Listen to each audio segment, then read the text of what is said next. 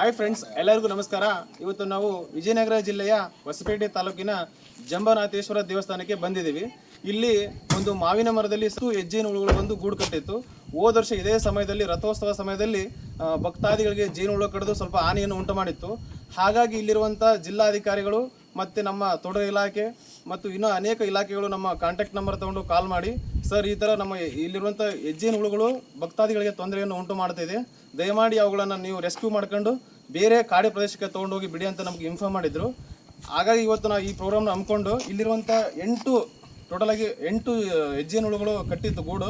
ಅದನ್ನು ಎಲ್ಲ ಹುಳುಗಳನ್ನ ನಮ್ಮ ಚೀಲದಲ್ಲಿ ಹಾಕ್ಕೊಂಡು ಇಲ್ಲಿರುವಂಥ ಸರಿಸುಮಾರು 10-15 ಕಿಲೋಮೀಟರ್ ಕಾಡು ಪ್ರದೇಶಕ್ಕೆ ಹೋಗಿ ಜೇನುಹುಳುಗಳನ್ನ ಬಿಡ್ತಾ ಇದ್ದೀವಿ.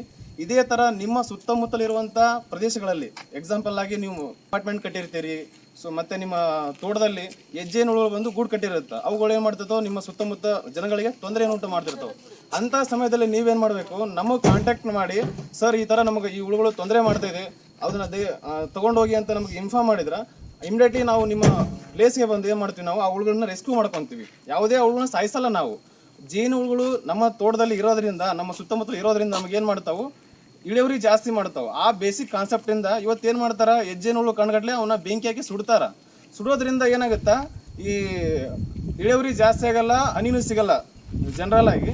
ಹಾಗಾಗಿ ನೀವು ಆ ತಪ್ಪನ್ನು ಮಾಡಬೇಡಿ. ನಮ್ಮ ಕಾಂಟ್ಯಾಕ್ಟ್ ನಂಬರ್ ತೊಗೊಂಡು ನಮಗೊಂದು ಫೋನ್ ಮಾಡಿ, ಖುದ್ದಾಗಿ ನಾವು ನಮ್ಮ ಟೀಮ್ ಇರುತ್ತೆ, ನಮ್ಮ ಟೀಮ್ ಜೊತೆಗೆ ನಿಮ್ಮ ಪ್ಲೇಸ್ಗೆ ವಿಸಿಟ್ ಮಾಡಿ, ಅವು ನಿಮಗೂ ತೊಂದರೆ ಮಾಡೋದು ನಮಗೂ ತೊಂದರೆ ಆಗದ ರೀತಿಯಲ್ಲಿ ನಾವು ಈ ಥರ ಚೀಲದಲ್ಲಿ ನೋಡ್ಬೋದು ಯಾವ ರೀತಿ ಹುಳುಗಳು ಇದ್ರ ಒಳಗಡೆ ಫುಲ್ ಹುಳ ಇದೆ. ಒಳಗಡೆ ಆ ಹುಳುಗಳನ್ನ ನಾವು ಹಿಡ್ಕೊಂಡು ಏನು ಮಾಡ್ತೀವಿ, ತೊಗೊಂಡೋಗಿ ಬೇರೆ ಕಾಡು ಪ್ರದೇಶದಲ್ಲಿ ಬಿಟ್ಟು ಬರ್ತೀವಿ. ಎಲ್ಲರಿಗೂ ನಮಸ್ಕಾರ.